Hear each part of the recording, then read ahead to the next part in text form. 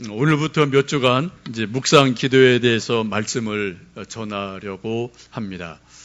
이 세상의 모든 종교들은 다 나름대로 기도하는 방식이 있고요. 기도를 많이 강조를 합니다. 근데 가만히 보면 우리 하나님 믿는 기독교만큼 기도를 강조하는 종교도 이 세상에 없습니다. 우리는 성경을 늘 읽고 하나님을 믿게 되는데, 여러분 성경을 잘 보시면 창세기부터 계시록까지 기도에 대해서 언급이 없는 성경이 한 군데도 없어요. 창세기에 아브라함의 놀라운 기도, 의인 50명이 있으면 어떻게 하시겠습니까? 의인 10명이 있으면 어떻게 하시겠습니까? 라는 중보 기도가 있습니다. 출애굽기를 보면은 모세가 시내산에 올라가서 40일간 금식하며 기도하는 기도가 등장을 합니다. 열왕기를 보면은 엘리야가 갈멜산에서 기도하는 기도가 소개가 됩니다. 에스더를 보면은 죽으면 죽으리라 라고 금식하며 기도하는 모습을 소개합니다.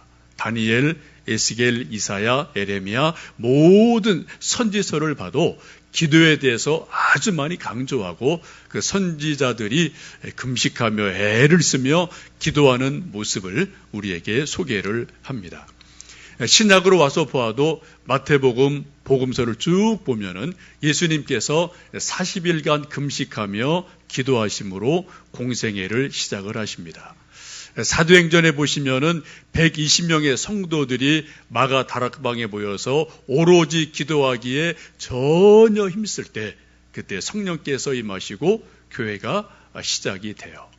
교회 시작은 기도와 성령으로 말미암아 시작이 되어집니다. 사도 바울은 말씀하기를 쉬지 말고 기도하라고 강조를 하십니다. 요한계시록을 보면은 금 대접이 소개가 되어지는데 그 금 대접에서 올라가는 향을 성경에서는 성도들의 기도다라고 말씀을 합니다. 이것을 보면은 창세기부터 계시록까지 전체 성경을 쭉 흘러가는 중요한 흐름이 기도임을 성경 속에서 발견할 수 있습니다. 우리가 믿음 생활한다는 것은 쉽게 말씀드리면 기도 생활한다는 겁니다. 기도 없이는 어느 누구도 믿음 생활을 온전하게 제대로 할 수가 없습니다. 하나님의 아들이신 예수님께서도 40일 금식기도 하셨어요. 시간만 되면 새벽에 미명에 또 저녁에 사람 없는 한가진 곳에 올라가셔서 기도하셨음을 우리가 성경 속에서 이곳저곳에서 볼 수가 있거든요. 여러분, 저나 여러분이나 우리가 믿음의 생활을 한다는 것은 한마디로 말씀드리면 기도 생활한다, 매일매일 기도한다 라는 것과 동의어로 보셔도 틀리지 않습니다. 달리 말씀드리면 기도 없이는 어느 누구도 온전하게 믿음 생활할 수 없다라는 것은 분명한 말씀입니다. 성경을 보시면 기도의 종류를 아주 많이 소개합니다. 우리가 흔히 말하는 요즘 통성기도 이런 용어는 성경에 없어요. 그러나 의미가 그렇다는 거죠. 어떤 때는 부르짖어 기도합니다. 통성 기도합니다. 어떤 때는 침묵하며 묵상하며 기도합니다. 어떤 때는 수백 명이 모여 합심 기도를 합니다. 어떤 때는 한 사람이 홀로 개인적으로 기도할 때도 있습니다. 어떤 때는 회당에서 기도합니다. 산에서 기도합니다. 빈들에서 기도합니다. 하여튼 많은 곳에서 기도하는 모습을 성경에서 말씀을 합니다. 이제 오늘부터 제가 몇 주간 드리려는 기도는 이제 묵상 기도에 대한 것을 말씀드리려고 합니다. 조금 더 정확하게 말씀드리면 말씀 묵상 기도이고요. 이걸 조금 이제 라틴어로 이게 원래 이제 표현된 것이기 때문에 라틴어로 말씀드리면 렉시오 디비나라는 표현입니다. 렉시오라는 말은 영어로 리딩이라는 말이에요. 읽는다라는 뜻이고요. 디비나는 디바인 이런 것에서 이제 거룩하다, 신성하다 그러한 뜻이죠. 우리나라 말로 번역하면은 거룩한 독서, 신적 독서, 한자로 성독 이렇게 이제 번역을 하기도 하는데, 저는 이것을 좀 나름대로 이제 고민하고 또 책을 쓰면서 말씀, 묵상, 기도라는 것으로 이제 책 표지를 좀 정했고, 저는 개인적으로 이 표현이 제일 좋다고 이제 생각을 합니다. 이 렉시오 디비나라는 기도의 형태는 우리 2000년 기독교 역사에서 아주 중요한 의미를 갖고 있습니다. 우리 2000년 기독교 역사에서 소위 이제 300년, 400년, 500년 요 3, 4, 5세기를 소위 사막교부의 시대라고 기독교 역사에서는 이야기를 합니다. 313년 콘스탄틴 대제가 기독교를 공인을 하죠. 근데 기독교가 지하에 있다가 지상으로 올라오는 놀라운 은혜가 임하는데 동시에 이상한 현상이 일어나요.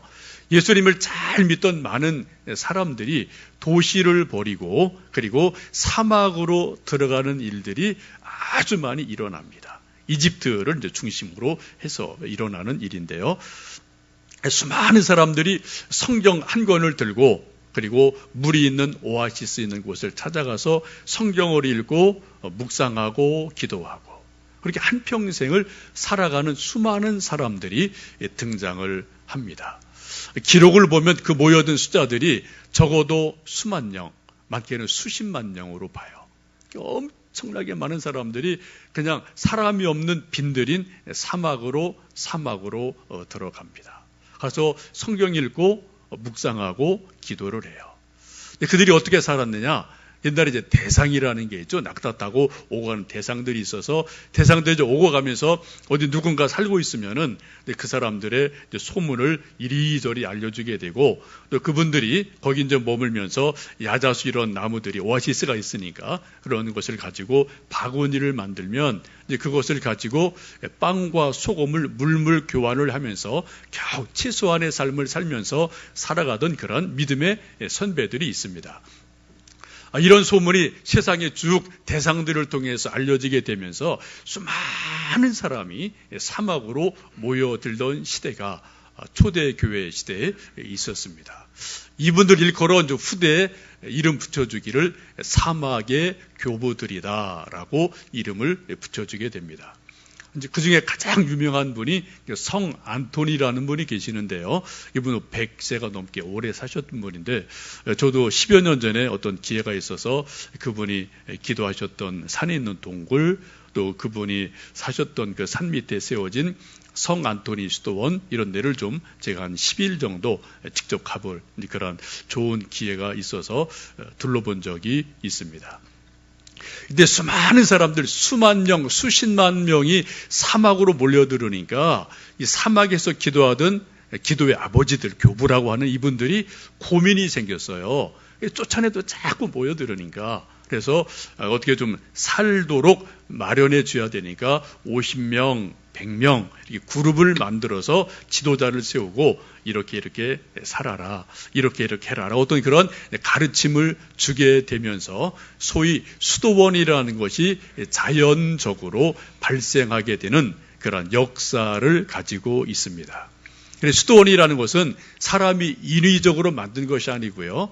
이 사막교부 시대에 자연스럽게 사람들이 막 모이다 보니까 또 생활을 해야 되고 그룹을 지어주고 또 거기에 또 어떤 규칙, 어떤 룰이 있어야 되니까 그런 규칙을 정해주면서 자연스럽게 수도원이 만들어져서 지금은 조금 좀 희미합니다만 중세까지는 상당하게 중요한 역할을 나름대로 했었습니다.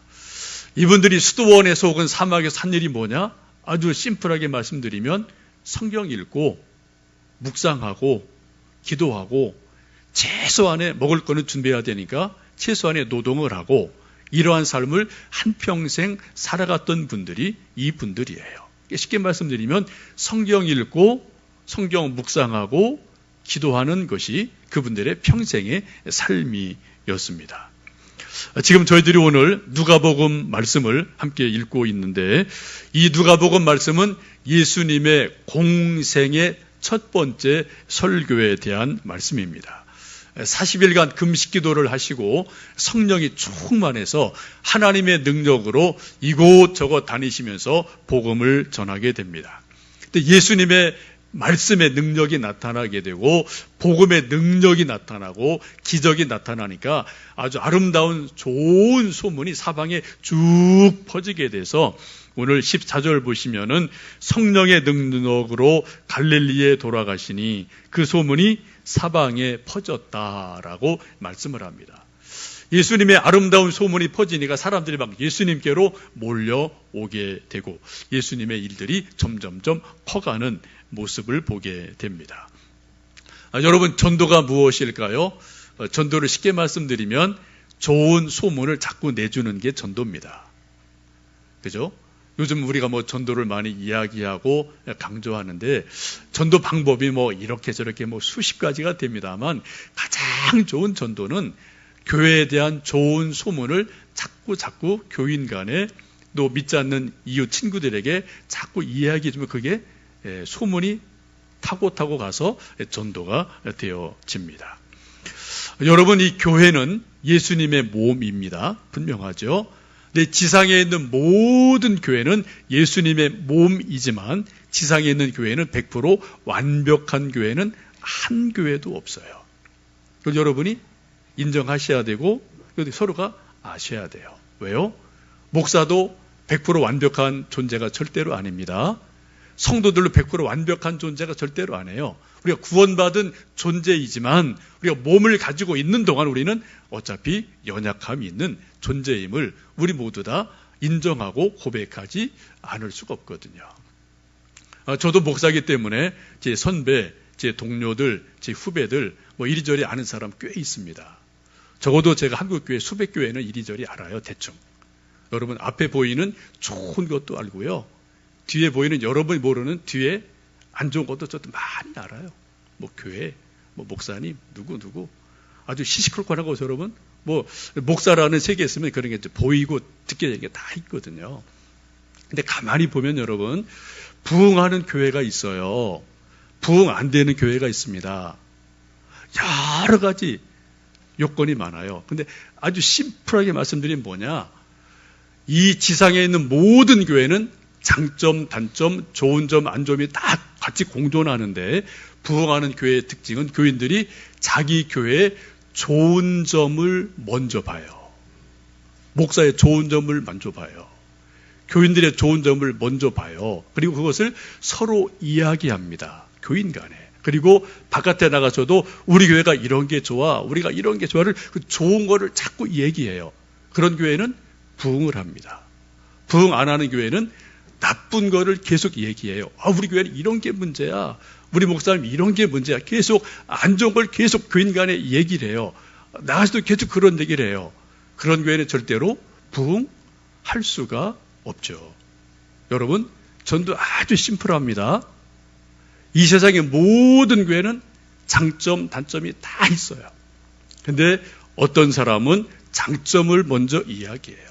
어떤 사람은 단점을 먼저 이야기하고 강조를 합니다. 여기에 따라서 교회가 어떻게 되어지느냐가 결정되어지고 한 사람의 믿음의 성숙함과 미숙함이 거기서 결정되어지는 것을 우리가 볼 수 있습니다. 오늘 말씀을 보시면 예수님께서 능력으로 갈릴리에 돌아가셔서 복음을 전할 때 그 아름다운 소문이 온 사방에 퍼졌다. 그래서 많은 사람이 예수님께로 몰려왔다라고 성경은 말씀합니다. 어느 안식일날 예수님이 나사렛에 가셔서 예배를 드리게 됐습니다.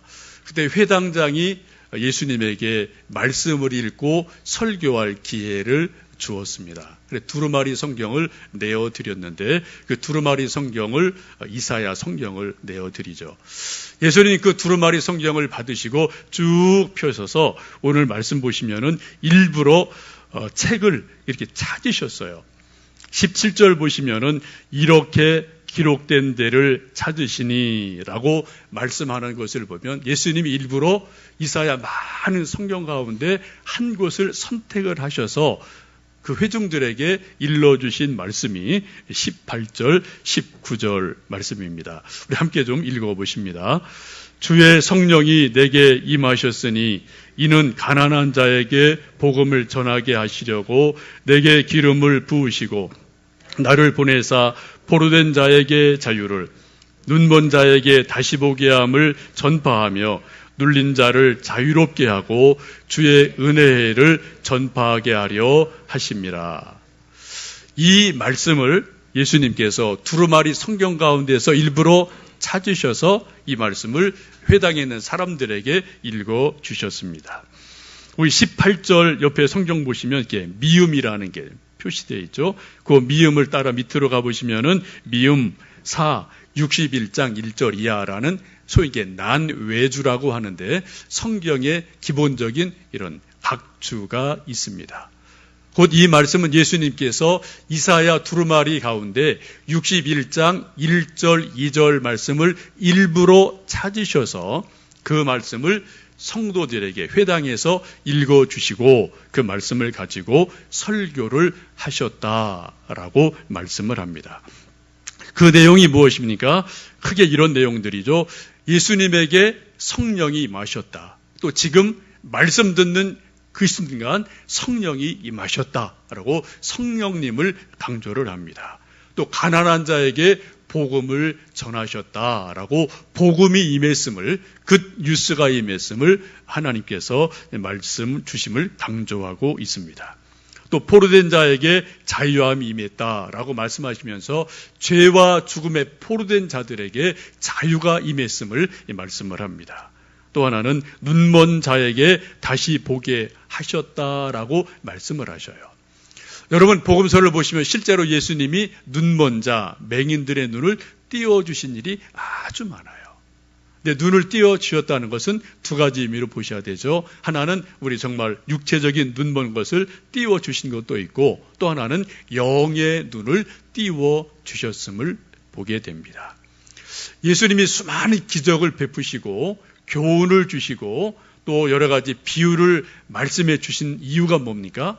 그 당시 사람들의 영의 눈을 띄워주시려고 수많은 비유를 해주시고 설교하시고 그래도 안 믿으니까 안 믿어지니까 기적을 베풀어 주셔서 봐라 라고 영적인 것을 계속 각성시켜 주시려고 영의 눈을 띄워주시려고 말씀하심을 잘 알게 됩니다.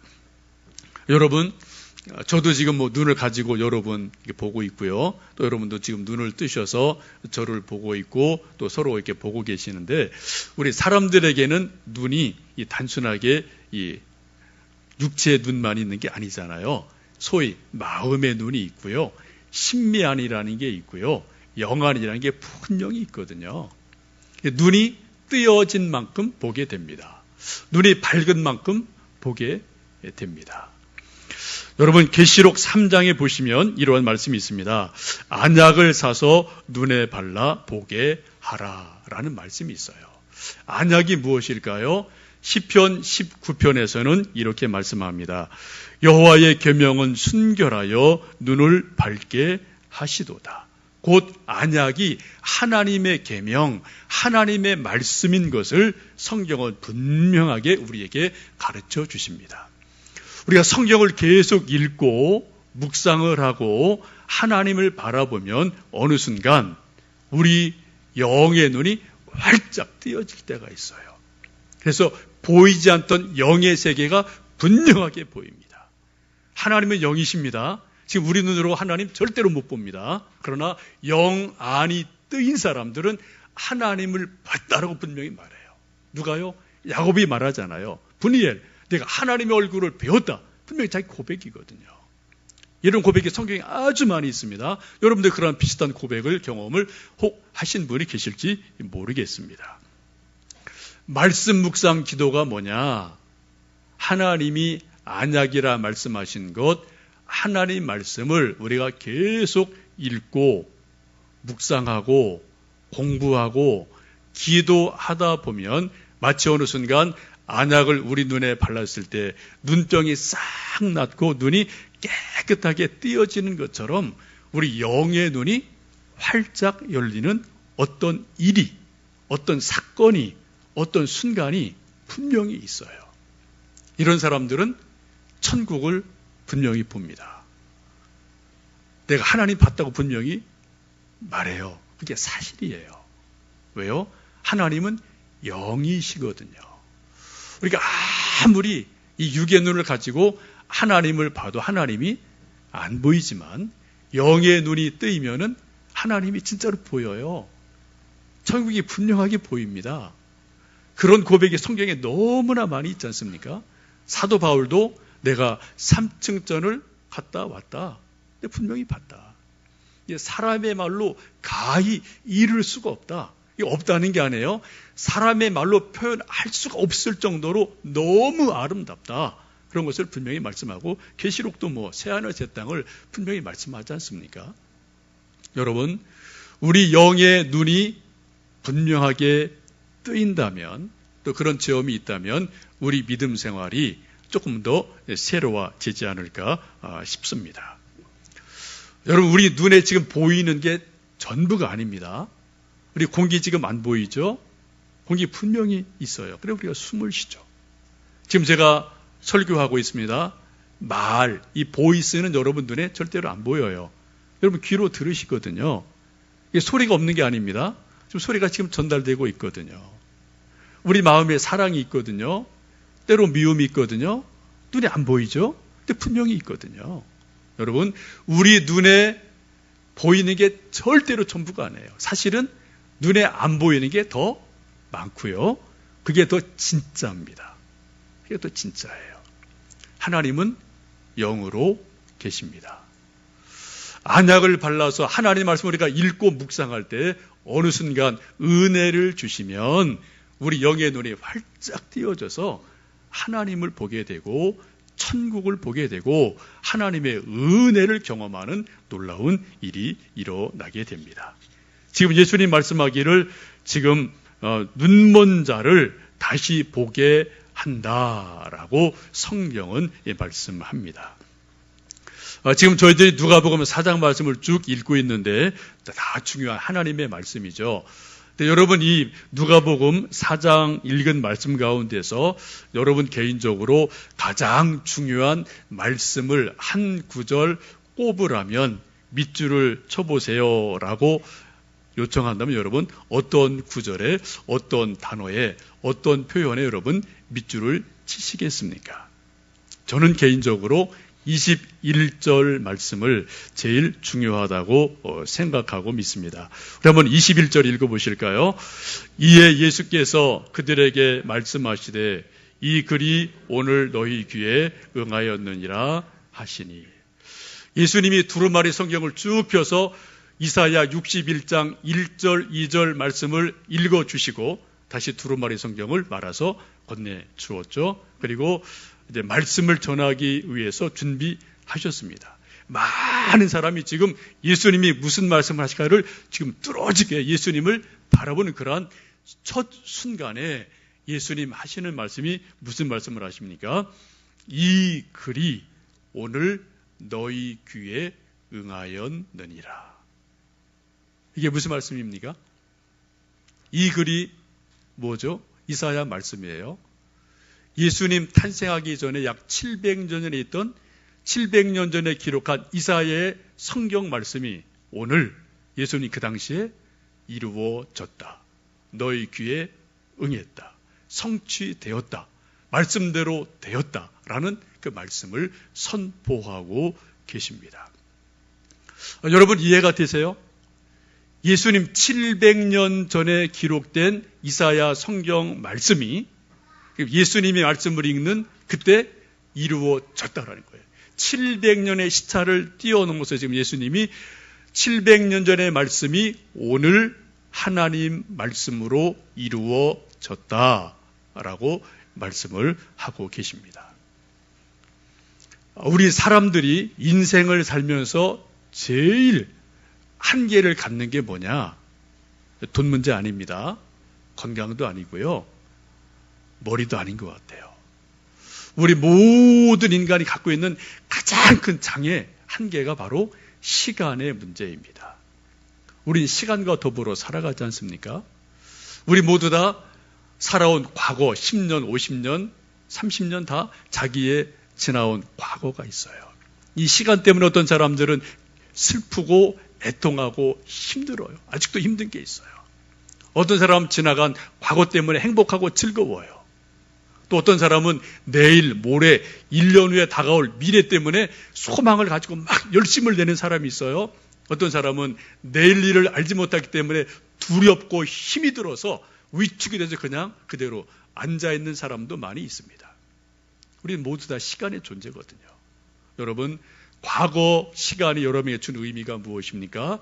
미래 시간을 여러분 어떻게 무슨 마음을 가지고 시간을 기다리고 계시는지요.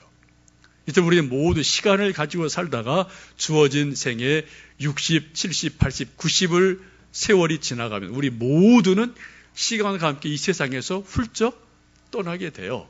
우리는 더 이상 몸을 가지고 이 세상에 존재하지 않습니다. 저 마찬가지고 여러분 마찬가지예요. 그래서 여러분 몸을 가지고 사실 때 잘 하셔야 돼요. 믿음 생활 잘 하셔야 되고요. 서로 사랑하셔야 되고요. 정말 덕을 베푸셔야 되고요. 할 수 있는 최선의 것을 가지고 하나님의 뜻을 가지고 사시려고 애를 쓰셔야 돼요. 왜요? 우리가 몸을 떠나버리면 더 이상 할 수가 없거든요. 우리 믿음의 사람들이 몸을 가지고 있을 때 꼭 해야 될 것, 그러니까 절대적으로 해야 될 게 하나 있습니다. 뭐예요? 회개예요.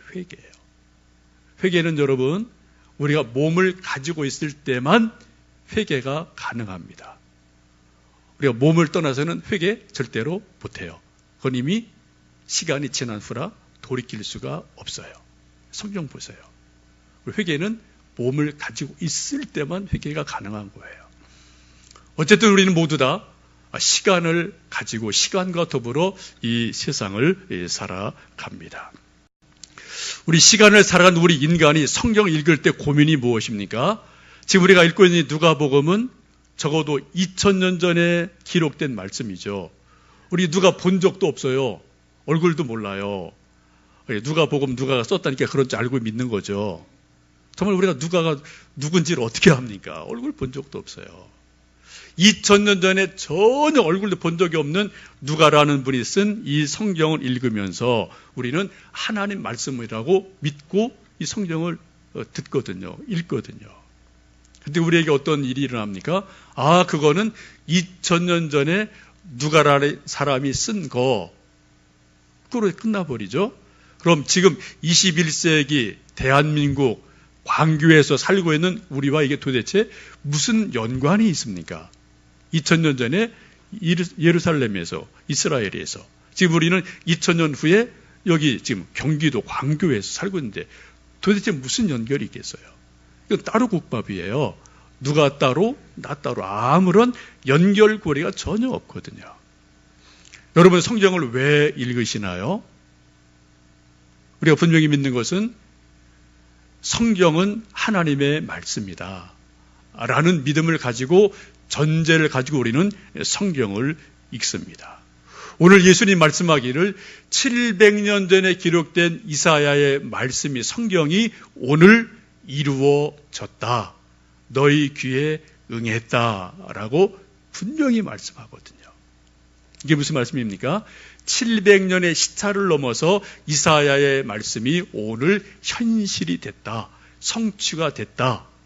오늘의 말씀이 됐다라는 그러한 말씀이지 않습니까? 이게 여러분 우리에게도 가능할까요? 저에게 가능할까요? 여러분에게 이런 일들이 가능할까요? 혹시 여러분 그런 비슷한 체험이 있으십니까? 제가 이 시간 조금 더 제 개인적인 감정을 좀 드리겠습니다. 좀 이해를 하고 들으셔요. 이건 제 개인적인 분명한 체험이니까 그냥 그런 줄 아시고 그냥 들어주시면 좋겠습니다. 제가 오래전에 토론토에서 잠깐 공부를 하고 공부 마칠 즈음에 저를 잘 아는 목사님이 공부 언제 마치냐? 그래서 언제쯤 마칩니다. 그럼 빨리 좀 들어오면 좋겠다. 왜요? 한번 교회를 좀 소개하고 싶다. 그래서 너무 감사해서 예 알겠습니다. 감사합니다. 하고 빨리빨리 정리를 하고 그해 12월 27일 들어왔어요. 들어오자마자 소개해 주신 교회로 달려가서 그 교회 목사님에게 인사를 했습니다. 그 교회가 지금도 세월이 많이 지나서 이제 교회 이름 대도 돼요. 서울 중구에 있는 문화교회입니다. 당시 한 1,500~600명 모이는 꽤 큰 교회이고, 목사님은 허 목사님이라고 유명한 분이 계셨습니다. 하여튼 이제 그분을 소개해 주시고, 이제 그분이 저를 후임 목사 구도로 이제 뭐 하여튼 불러 주셔서 이제 달려가서 사모랑 인사를 하고 1월 첫날부터 이제 교회를 이제 섬기게 됐습니다. 하여튼 뭐 열심히 나름대로 이제 주어진 일을 했는데, 근데 이제 몇 달 지나면서 하여튼 이상한 일들이 좀 많이 발생을 했어요. 분명히 저를 어떤 후임 구도로 이제 다 부르셨고 다 이렇게 뭐 그런 게 이제 있었는데, 몇 달 지나고 그런 일이 구체화되는 과정에서 목사님 마음이 자꾸 바뀌시고 뭐 말들이 막 바뀌는 이런 일들이 막 계속해서 생겼어요. 저에게 엄청난 요구를 뭐 하시고, 또 하여튼 뭐 힘든 일들이 참 많았습니다. 뭐 여러 가지 뭐 말로 다 하기 힘든 이런저런 일들이 참 많았는데, 그 중에 하나 사모가 학교 다니는 건 뭐 다 아시거든요. 처음에 제가 보고 다 드렸거든요. 일이 막 진행되면서 사모 학교 그만둬라. 제가 깜짝 놀랐죠. 그런 얘기 처음부터 없었거든요. 다 알고 계시니까. 그게 목사님의 뜻입니까? 교회의 뜻입니까? 그렇다. 그러면 한 두세 주 시간 주십시오.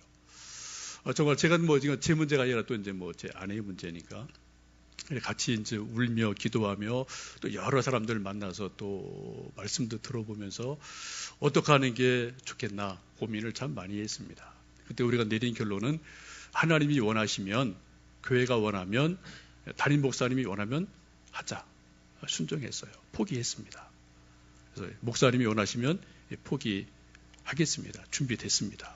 그랬더니 목사님이 되게 좀 놀라시더라고요. 그 다음에 또 그냥 이런저런 쪽으로 계속 저에게 막 하여튼 하시는데, 하여튼 엄청나게 힘든 그런 시간을 지냈습니다. 그때 제가 소위 불면증이라는 것을 처음 제가 알았어요. 사람이 정말 이게 잠이 안 온다는 게 이게 있구나. 잠을 자는데 정말 이게 잠이 안 자지는 거 있죠, 이런 거. 자고 싶은데 잠이 안 자져요. 하여튼 그런 일들을 오랜 겪으면서 고통스러운 그러한 시간을 참 오랜 시간 지낸 적이 있습니다. 나름대로 거기서 주님을 섬기고 교회 섬기면서 목사님 요구하시는 거 다 제 할 수 있는 최선을 다해서 제가 할 수 있는 것은 다 했다고 생각이 들어요. 그래도 문제가 해결이 안 되고 점점점 어려움이 있고 하여튼 뭐 힘든 시간이 되어졌었습니다. 세월이 조금 지나고 어느 주일날 이제 또 저녁 예배, 그때 7시에 드릴 때였으니까 저녁 먹기 위해서 잠깐 집에 들어가서 너무 마음이 힘들고 또 아프고 힘들어서 어떻게 뭐 막 불안하고 막 고통스럽고 이런 일들이 계속되니까요. 좀 기도를 하고 싶은데 기도가 또 안 돼요. 그런 때는 여러분 아시지만. 그래서 좀 저녁 먹기 전에 잠깐 시간이 있을 때 좀 제 방에 들어가서 책상에 앉아서 그냥 성경을 그냥 이렇게 저렇게 이렇게 그냥 뭐 뒤적하고 있었어요. 뭐 기도는 하고 싶은데 기도는 안 되고, 뭐 성경 읽고 싶은데 성경도 읽혀지지도 않고, 이렇게 쭉 성경을 뒤적하다가 우연찮게 시편 23편 말씀이 이렇게 펴졌습니다. 뭐 시편 23편 제가 외우죠. 설교도 많이 들었죠. 어릴 때부터. 저도 설교 많이 했던 본문이죠. 그냥 힘이 없이 그냥 이렇게 안타까운 마음으로 시편 23편이 펴져서 이렇게 그냥 눈으로 봤어요. 여호와는 나의 목자시니 내게 부족함이 없으리로다. 1절 말씀을 이렇게 그냥 눈으로 보는데 바로 그 순간 성경에 쓰여있는 이 글자가 하나님의 말씀으로 확 살아나서 저에게 확 들려지는 거예요. 이런 비슷한 경험을 한 분은 제가 이게 말씀드린 게 뭔지를 조금 아셔요. 이런 경험이 없는 분들은 죄송하지만 감이 잘 안 잡히실 겁니다. 어쨌든 제가 시편 23편 말씀을 그냥 힘이 없이 맥이 없이 이렇게 보고 있는데 그 순간 그냥 글씨가 아니라 살아있는 하나님의 말씀으로 제 영혼 속에 명료하게 확 들려오면서 여호와는 나의 목자시니 내게 부족함이 없으리로다. 아주 짧은 순간이죠. 그리고 딱 끝났어요. 제 눈에서 눈물이 흐르고 제 마음 깊은 곳에서 하나님 그렇습니다. 하나님이 나의 목자십니다. 하나님이 저를 아십니다. 사람은 몰라도 누구는 몰라도 하나님은 저를 아십니다. 그런 고백이 제 영혼 깊은 곳에서 우러나오면서 하나님을 향한 뜨거운 기도, 감사의 기도를 드린 적이 있습니다. 여러분, 그렇다고 제가 살고 있던 그 상황이 변한 건 아무것도 없어요. 똑같아요. 맨날 그 목사님 만나야 되고 보고해야 되고 또 꾸지람 들어야 되고 맨날 그 일의 반복이에요. 근데 제 마음은 그전과 다르게 하나님 주시는 평안이 있었어요. 두려움이 없고요. 염려가 없더라고요. 하나님이 아시지. 하나님이 아시지. 이제 그런 것이 제 속에 말씀으로 확실하게 들려지니까 환경은 전혀 변한 것이 없는데 제 마음에 기쁨이 있고요. 담대함이 있고요. 소망이 생기더라고요. 네, 그런 것을 이 책 제가 이제 쓴 책인데 말씀 묵상 기도인데 93페이지, 94페이지에 제가 간단하게 이제 그런 내용을 이 책에 이제 쓴 게 있습니다. 책은 공적인 것이어서 뭐 너무 디테일하게 뭐 누구 이름 쓸 수도 없고요. 또 너무 또 자세하게 쓰면 또 뭐 누가 될 수 있어서 그런 건 다 이제 생략해서 일반화시켜서 쓴 것인데 이제 세월이 뭐 아주 오래 이제 지나서 뭐 조금은 제가 이야기할 수가 있어요. 혹시 언제 또 뭐 책을 개정할 일이 있으면 조금 더 뭐 자세하게 그 부분을 좀 뭐 자세하게 쓸 수도 있을지 모르겠습니다.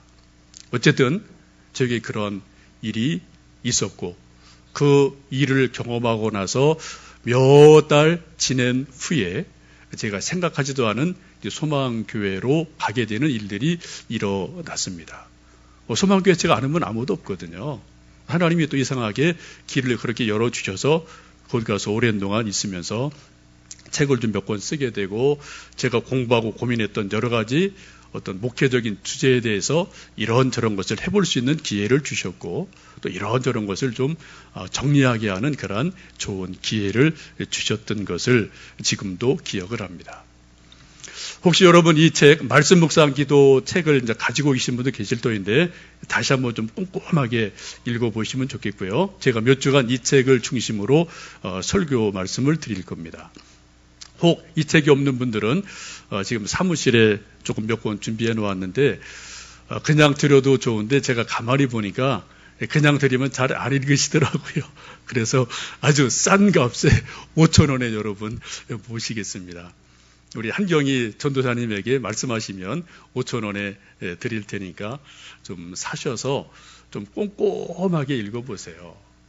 뭐 좀 제가 나름대로 10여 년의 고통, 눈물, 말씀 읽고 묵상하고 이런저런 체험한 것들 나름대로 써 놓은 건데 뭐 저도 이제 뭐 표현의 한계가 있고 또 글의 한계가 있으니까 다는 전달은 안 되겠습니다만 어쨌든 제 나름대로는 하나님 말씀을 읽고 묵상을 하고 하나님이 제게 주신 은혜들을 나름대로 이런저런 정리를 해본 책이어서 좀 여러분에게도 좀 도움은 되리라고 생각을 합니다. 여러분 우리 기독교 역사를 보면 이런 체험을 한 사람들이 아주 많습니다. 제가 금요일 새벽에 시편 22편 말씀을 새벽 기도에 말씀을 드렸어요. 시편 22편 1절이 이러한 말씀입니다. 내 하나님이여 내 하나님이여 어찌 나를 버리셨나이까 어찌 나를 멀리하여 돕지 아니하시오며 내 신음소리를 듣지 아니하시나이까 라고 다윗이 탄식하며 절규하는 말씀이 시편 21편입니다. 다윗이 뭐 사울에게 계속 쫓겨다니면서 죽을 고비를 수도 없이 넘기게 되죠. 자그마치 10년 정도가 되거든요. 그 정도로 계속 도망다니는 그런 삶을 살면서 하나님에게 절규를 하는 거예요. 하나님, 하나님 어찌해서 나를 버리십니까? 왜 나를 외면하십니까? 왜 내 기도에 응답하지 않으십니까? 라고 절규하는 그러한 노래를 시편으로 고백을 하죠. 이 다윗이 지은 시편이 적어도 3000년 전의 기록입니다. 근데 이 시편 22편을 마틴 루터라는 사람이 1514년 가을 어느 날 자기 서재에서 고민하고 낙심하다가 이 시편을 읽게 돼요. 그때 30대 초반입니다. 루터가 신학교 교수입니다. 박사입니다. 신부입니다. 성경 가르치는 교수예요. 학생들에게. 그런데 그런 루터지만 자기 마음속에 구원의 확신이 없어요. 예수님에 대한 확신이 없어요. 복음의 능력이 아직 자기한테 있질 않거든요. 늘 뭔가 마음에 답답함이 있고 애통함이 있어요. 그 어느 날 가을에 자기 서재 탑 속에서 시편 28편을 읽다가 22편을 읽다가 이 말씀을 읽는 그 순간에 하나님 어찌해서 나를 버리십니까? 라는 그 절규가 다윗의 절규가 아니라 십자가에 달리신 예수님의 절규인 것을 깨닫게 됩니다. 하나님의 음성을 들어요. 그리고 복음의 능력을 알게 되고 구원의 확신을 갖게 되면서 하나님을 만나는 놀라운 영적인 체험을 하는 것이 있습니다.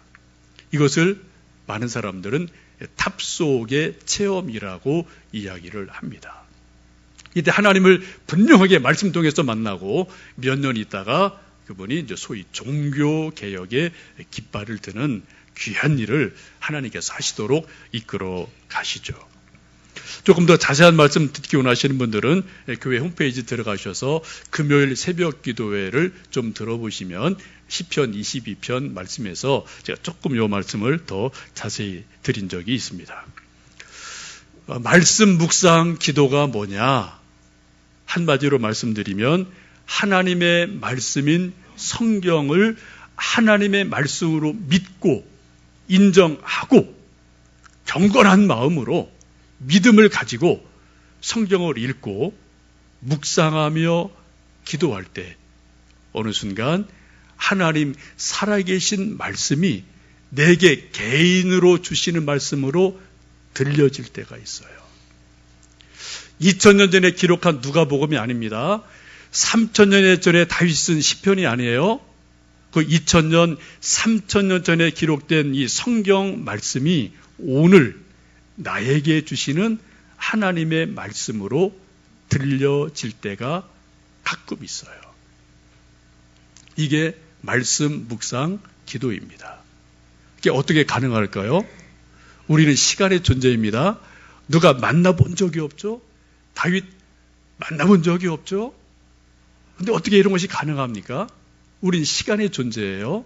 하나님은 영원하신 분입니다. 우리는 시간을 살아가요. 하나님은 영원하신 분이에요. 하나님은 시간을 초월하시는 분이에요. 우리 시간을 초월할 방법이 없습니다. 우리가 하나님 말씀을 붙들고 애통하며 갈망하며 은혜를 사모할 때 하나님이 은혜를 주시면 영원하신 하나님이 시간을 초월해서 이 기록된 말씀이 오늘 내게 주시는 말씀으로 들릴 때가 있어요. 깨달아질 때가 있어요. 하나님의 음성이 우리 영혼 속에 들릴 때가 있습니다. 이게 말씀 묵상 기도다라고 보시면 좋겠습니다. 이런 일이 일어나면 우리 영혼 속에 놀라운 일이 일어납니다. 하나님의 은혜가 임해요. 하나님의 기적이 임해요. 하나님의 능력이 임해요. 그리고 뭔가 우리 영혼 속에서 변화가 있습니다. 우리 인격의 변화가 있어요. 우리 삶의 변화가 있어요. 그리고 이어져서 뭔가 우리 삶의 모습, 환경적인 것을 이기게 하시든 하나님이 변화시켜 주시든 하나님 일하시는 놀라운 일들이 말씀을 통해서 우리 속에서 이루어지게 됩니다.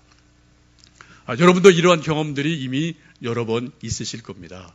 저도 이러한 것들이 아주 명료하게 하나님의 말씀을 들었던 일들이 몇 번 있어요.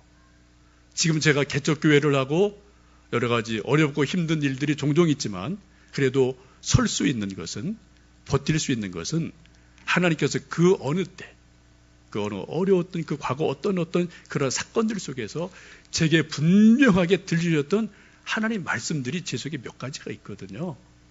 그 힘으로 제가 버티는 거예요, 사실은.